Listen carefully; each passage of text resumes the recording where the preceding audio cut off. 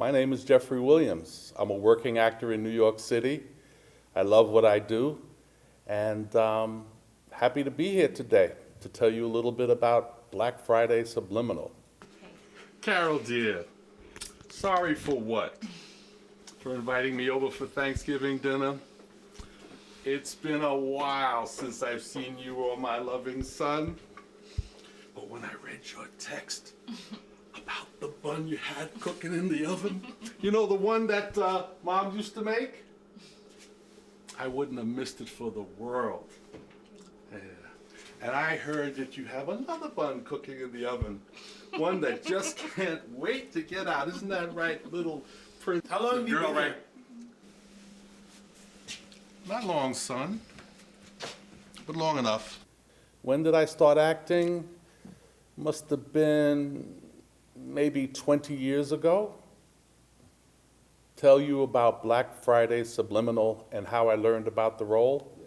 Well, I learned about the role from Backstage.com, and what I know about the film is that it has a deep purpose of educating people while entertaining people. It deals with family interactions, family stressors, family conflict, as well as delivering a message to people in general about taking care of themselves. And I think some of the drama that I like, it's you could be stubborn for a good purpose or stubborn for a bad purpose. And then there is consequences for each, as well as regret. Nobody is perfect. People have regrets. And how you use your regret to be a better person in the future is something what I think Daniel Hart tries to do in his family. And it's pretty exciting. I know there's some supernatural parts to the film,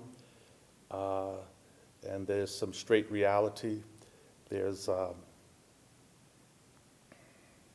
lot of strong human feelings about in the film, and I think the interaction between me and my son, I think it has a lot of realistic points, as well as my movie daughter-in-law, who tries to be a mediator for everybody. And so it deals with people's past, people's present, and a possible future. I don't want to go into too much about the film because I don't know how much of the plot to reveal. But I do feel that there's a happy ending. I don't know exactly how you get from point A to point B, but I think it's going to be interesting. I certainly enjoyed acting. I certainly enjoyed being around all the actors and all the producers.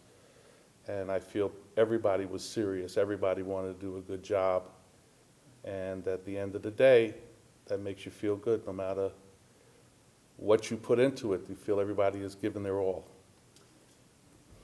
Well, Mr. Hart is a tough guy. And he is a ex-policeman. He seems to have been not the greatest husband. He could have been a bit of a rake with the ladies. Though he loves his son, he neglected his son when he was younger. But he loves his son and he loves his wife. He has lived through a lot. And his wife passing away from cancer and maybe not taking the treatment that was best, and maybe he didn't encourage her enough at the time. He has regret over that. And he certainly doesn't want that to happen in his son's life, in his son's marriage. Yourself mentally and physically for the part? Well, mentally I did a lot of rehearsing at home. I have a line learner app that I would play the various characters and speak to. I would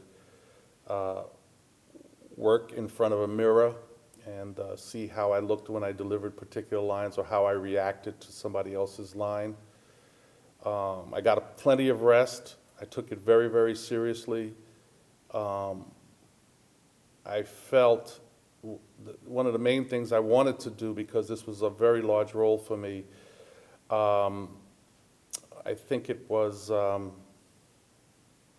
Sally Field, when she was playing Mary Lincoln, and they asked her what she did on set. She says, "I didn't sit with anybody on set. I went by myself and I stayed into character." And that's the most important thing that I think I did. I did miss out seeing some of the wonderful dailies that people love, but I just tried to stay into character, and I really wanted to be Daniel Hart. I think the most challenging part of the film was interacting with my son when he was angry with me, because he could be tough, you know, and I could be tough, but it had to have a beautiful expression for what was going on. So how to have a certain anger, a certain rage that I might have, and to also experience his, and meanwhile have it look beautiful and not get silly, because he was a very serious actor. He was very intense, but I have an intense side also. I love being on set. I felt the producer really tried to make us comfortable. There was a lot of respect given to me as an actor. The sets were magnificent. There were beachfront sets. I don't know how much I'm supposed to say, but the various locations were beautiful, and I felt the equipment that the producer had was top of the line, and I felt that the directing was fine, that the director really cared about the project. He didn't get over the top, maybe once lost his temper, but other than that, he was wonderful to work with. Describe what it was like working with Chauncey Henry. It was good. Chauncey Henry amazed me with the amount of focus that he could have at so many things going on at the same time, like an octopus, you know. I was always able to get my point across to him, even though maybe sometime it took a little time for him to get back to me. I felt he wanted to give me what I needed as an actor. I had a little time once when I was, for some reason, got dry mouth. He just said, "Get him some water," you know, and I felt really good about that, because I didn't expect to get dry mouth, and you know, I want to do a good job, and then I relaxed. And I think Mr. Henry had one purpose, which was to do something of quality and of meaning. And I also felt I was inspired that the bottom line with Mr. Henry wasn't just making money or getting his name in lights. He wanted to have a purpose of this film that was good, that meant something. And he wanted all of us to feel that we were producing something that was going to be useful to people. So that was good to have him around. I think he knew what he was doing. And, you know, he was demanding, but not over-demanding. You know, he wanted something nice. He was able to explain what he wanted from me as an actor. And he learned to give coffee in the morning. That was a big thing for him. He's a new director, but he figured out how to give us coffee. After that, everything was wonderful. Paul Campbell was a rock. He was somebody who always was focused on what he was doing, and he really, he didn't go off task once. You know, you felt like when you went to Paul, he didn't have any other thing going on in his mind but doing what was necessary to have the film come out right. Well, it was delicate in a certain way. I was trying to protect my grandchild to be, and I didn't like what she was doing by going along with her husband. Meanwhile, it is her husband, it is their child. It was good. She reacted, I felt, accurately for the situation. We were two professionals, I mean, and she gave me the energy that I needed to keep going. She needed to be objectionable to me when she needed to be, and I needed to be somewhat respectful of the woman of the house. And so how to have a delicate balance of, it's not my wife, it's my son's wife. Meanwhile, I feel they were making a terrible mistake together. And I had to step into it.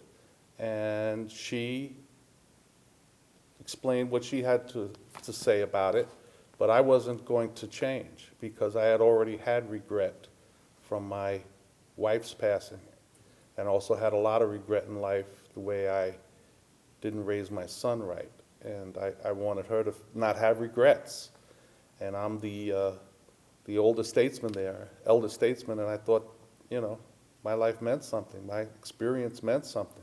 Meanwhile, she did care very much. She was in a very tough position, being pregnant, her husband not doing well, and the interfering father. It's not fun at Thanksgiving. What do I want audiences to take away from Black Friday Subliminal? What I want them to take away is that there's two types of anger. Anger on behalf of making something better, and then there's anger because you're hurt that can get in the way of doing the right thing. And I think also being too obstinate. You can be obstinate. I was obstinate with Heidi because I wanted something good to happen. I didn't want something bad to happen. But then you could be obstinate because you just don't want to take a treatment because you don't think it's going to help you, even though it will, without giving thought. And I think that in this film, it has a lot to do with really thinking about the choices you make and why you take them. And also how you use your regret. Because you live long enough, you're going to make mistakes. It's what you do with those mistakes, which means everything, I think. And, you know, that's some of what I want people to take away. Be smart, and don't let your own ego get in the way.